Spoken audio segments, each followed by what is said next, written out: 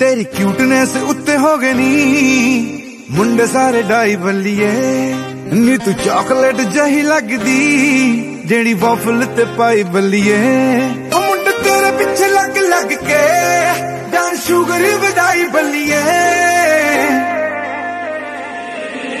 तेरी क्यूटनेस उत्ते हो गए नी मुंडे सारे डाई बल्लिए नी तू चॉकलेट जही लगदी जेड़ी वॉफल ते पाई बल्लिए।